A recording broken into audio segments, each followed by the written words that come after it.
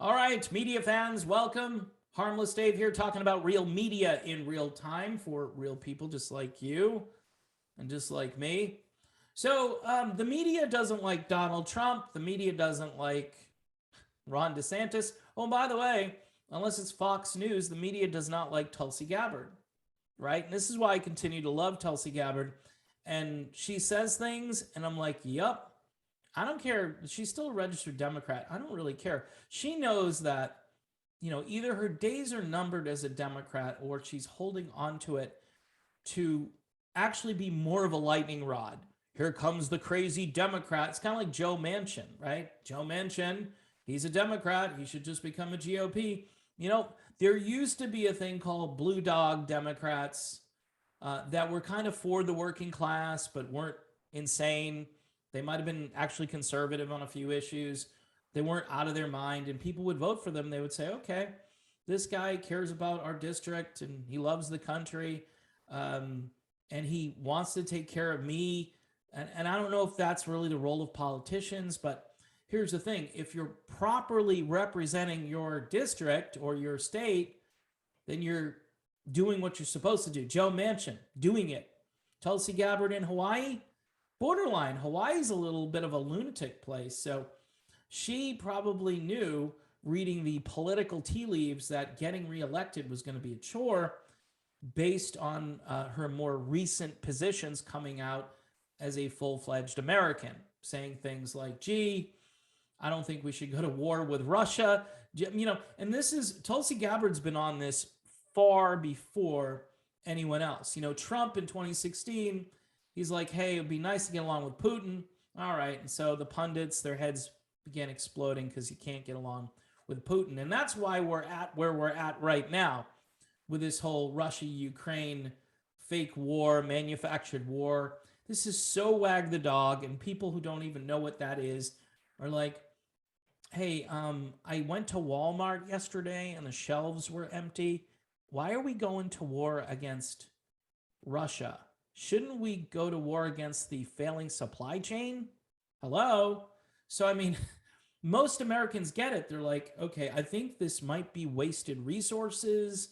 But the old school thing is, okay, I'm going to flex my muscles. I'm a tough guy. I'm going to get some of these old school military folks to go, yeah, we need to saddle up and fight this. And most people are like, are you guys crazy? Look, here's my libertarian side. We are spread all over the world. We're in all these military bases. I think of the great Ron Paul, who pointed this out like 10 years ago. Even before that, I think his first presidential campaign, where he invaded the Republican Party primary, and people were outraged that he was saying things like, we're the ones starting this. We got troops all over the Ukraine already. We got military bases over there. So if there was a conflict, it's kind of like, hey, it's kind of like if a foreign country had a bunch of troops lining the Canadian border, the military bases, or down in Mexico or Cuba or somewhere where it wasn't too far away from the American homeland. And you're thinking, okay, what are they preparing to do here? Why are they so close? Because they're looking to pick a fight with somebody. Tulsi Gabbard, very right. I don't know where DeSantis is on any of this. I think DeSantis, unfortunately, on foreign policy might turn out to be a neocon, but he's really good with states' rights, and I think he should just continue to be the governor of Florida. Trump, I saw him on TV the other day playing golf. I don't know. Do I want another super old white guy? It has nothing to do with skin color, by the way. But do I want another super old white guy being the president? Seriously. You get this young, athletic, she's like 40, 41 years old, Tulsi Gabbard, who could run this country easily. And by the way, bring the sides together. This has been my argument since I first heard Tulsi Gabbard talk, all right? And she completely decimated Kamala Harris in a debate, which again makes me feel really good about Tulsi Gabbard, even more so now, right? Tulsi Gabbard is like, but she is hated by the MSNBC type people and the CNN types who just want to throw her under the bus. Barry Weiss, who finally came to her senses on The Thing the other day when she was talking to Bill Maher. Barry Weiss called Tulsi Gabbard an Assad toady, and she didn't even know what it meant because Rogan asked her, what is that? What are you talking about? Oh, I don't know. Toady. It's like you're a reporter at the New York Times and you don't know what that is. It's kind of like Sotomayor. There are billions of kids in the ICU or whatever she said, and everybody's like, what? No, that none of what you're saying is true. You're going by like stuff they say on NPR in the morning. I mean, it's not even. Do you think NPR is a source of truth and information? Government funded public radio? Get out of town, please. It's just a propaganda arm. But anyway, she's got her walking and talking points.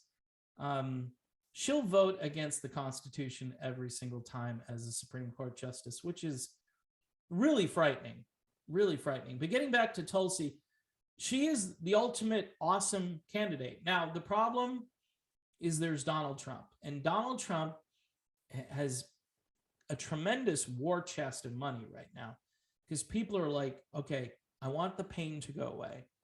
I don't necessarily think Trump is the best candidate necessarily that could ever exist that's out there, but he's got name ID. He's been the president already. He tends to like to pick fights with the people I don't like. Okay, yeah, I'll donate a few bucks. And this is what happens when people want the pain to go away. They'll get outside their comfort zone. They'll become a poll watcher. They'll become a precinct captain.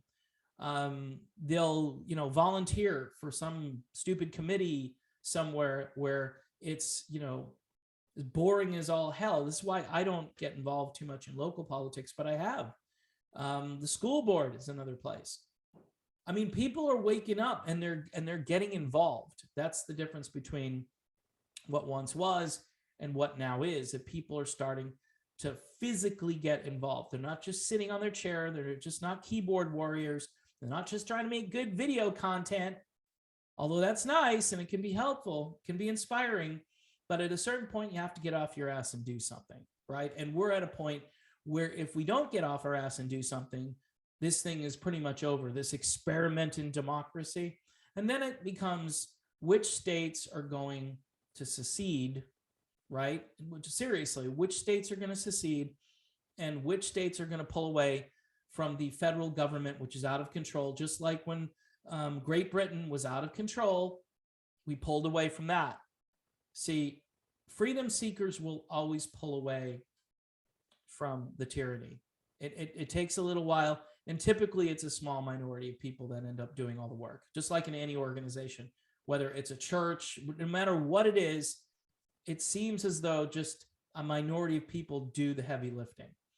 So again, my preferred candidate for president, and she still is, and she still will be for quite some time, I think, is Tulsi Gabbard, followed by Donald Trump, followed by Ron DeSantis, followed by, I don't know, Kristi Noem, maybe. I'm just trying to think of somebody else who has really taken a stand, who's, nobody's going to vote for Matt Gaetz for president, right? Or Marjorie Taylor Greene. And I don't always like everything that they do and say, but I like the passion. Some of it is for fundraising, and I hate that. But I would rather listen to them be crazy and off the hook and say stuff that's bombastic and outrageous than any kind of Mitch McConnell type candidate, right? Okay. It's like, dude, expiration date has passed. The milk has expired. Time to get off the stage. We need fresh blood. We need new ideas. We need people who are serious about liberty and people who would leave me alone and let the economy thrive by just getting out of the way and not bankrupting the country and not just printing money to solve every problem. All right. And I think Tulsi Gabbard would be amazing. But again, just in case you didn't know where I stood on Tulsi, it's kind of obvious.